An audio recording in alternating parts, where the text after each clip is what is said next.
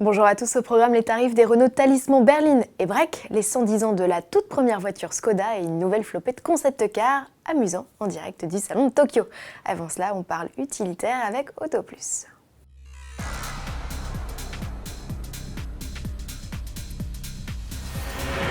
Il débarque ce 29 octobre en kiosque, c'est le deuxième numéro d'Auto Plus Utilitaire, un guide d'achat complet de 132 pages où sont compilés 40 essais des fourgonnettes aux camionnettes en passant par les pick-up. Des modèles agrémentés d'une fiche technique détaillée dont les capacités de chargement, les performances ainsi que les consommations ont toutes été vérifiées par le labo Auto Plus. Son prix, 4,95 €. Et à propos de tarifs, Renault vient de lever le voile sur ceux de la Talisman. La berline remplaçante de la Laguna veut conquérir le cœur des acheteurs. Et pour cela se place pile entre ses deux principales concurrentes, la Peugeot 508 et la Volkswagen Passat. Les tarifs démarrent à 27 900 € pour le DCI 110 et culminent à 41 000 € pour la très chic version initiale Paris, équipée de son DCI 160 chevaux et de sa boîte 6 vitesses à double embrayage. En essence, la mise à prix est fixée à 31 500 € avec le TCE 150, équipé de la boîte à double embrayage, mais cette fois à 7 rapports. Vous préférez le break? Disponible avec les mêmes motorisations que la berline, soit 5 au total, le surcoût s'élève de 1 200 à 1 400 € selon les finitions. Dotation qui comprend de base, clim bizone, capteur de pluie et de luminosité, siège conducteur maçon, GPS Europe, aide au stationnement avant-arrière ou encore le sélecteur de mode de conduite baptisé Multisense. Ouverture des commandes le 3 novembre, excepté pour la déclinaison A-State pour qui Renault invite les acheteurs à repasser en janvier.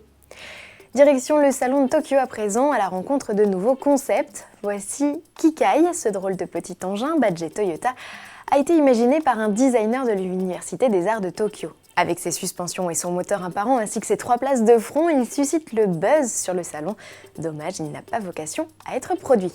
Toyota qui n'est pas avare en proto, il présente également le FCV+, un nouveau concept de voiture à hydrogène avec moteurs électriques directement implantés dans les roues.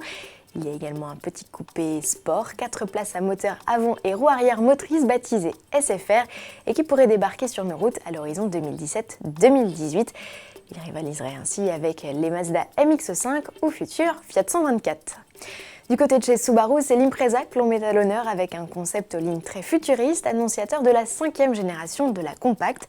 À ses côtés, un SUV, le Visive, c'est la 3e fois que l'on découvre ce modèle qui, chaque année depuis 2013, se rapproche un peu plus de la série. Celui-ci profite notamment d'un système de conduite automatisé et d'une chaîne de traction hybride. Chez Mitsubishi, on dévoile le EX Concept, un SUV compact 100% électrique qui profite d'une transmission intégrale et lui aussi d'un mode de conduite automatique.